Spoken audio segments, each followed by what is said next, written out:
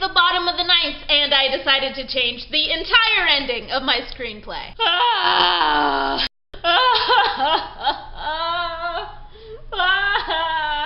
Oh boy, editing sucks.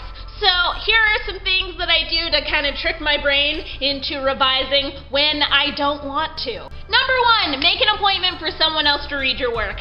Whether this is a friend or family member or some sort of creative professional, this will light a fire under your ass like no other. For some reason, the pressure of having somebody else's eyeballs on it just heightens my senses and makes me want to go crazy with edits.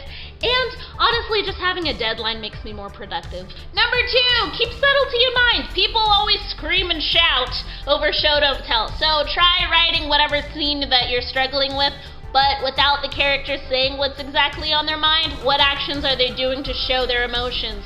How are they saying their words? Are they even talking at all? What do they each want, and how can they manipulate the conversation or the situation to get that thing?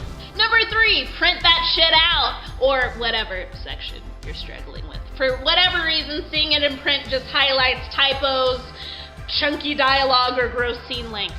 Also, you get to mark up the page like a salty professor. What more could you want? Number four, try new things. If there's a sequence that you've been fantasizing about, then write it. You have to get it out of your head to see if it's something that you actually like.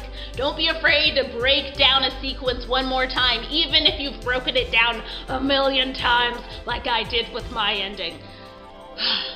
You can't live with what ifs. You're the writer. You can change it. Number five, do 30-minute sprints.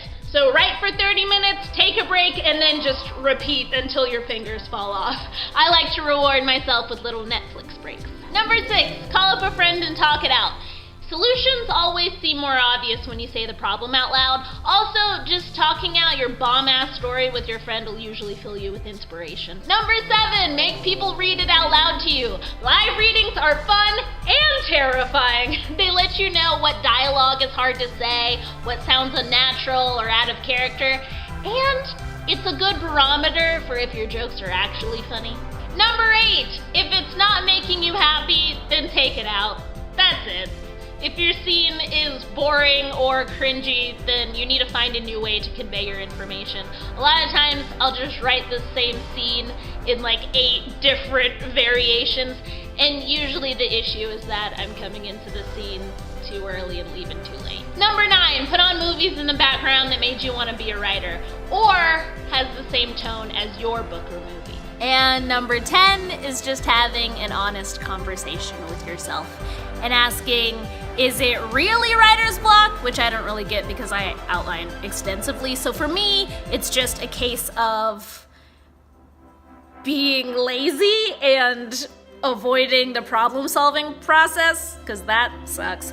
Or are you just avoiding being done and moving on to the scary part of people reading it and rejecting it and going through the whole rigmarole of trying to sell this thing and make it a real movie or a real book? And for screenplays, you gotta go in the room and you gotta pitch to people. And I'm so scared of that, because Truth Weekend, in an odd way, means growing up. Fuck!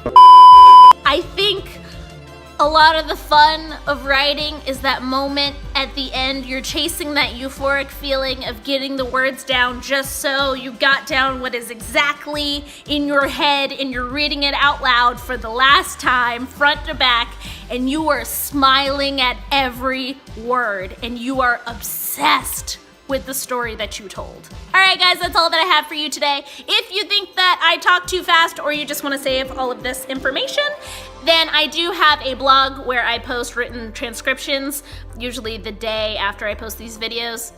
So you can just copy and paste and save all of this. Thank you so much for watching my last video. More creative videos like that coming soon.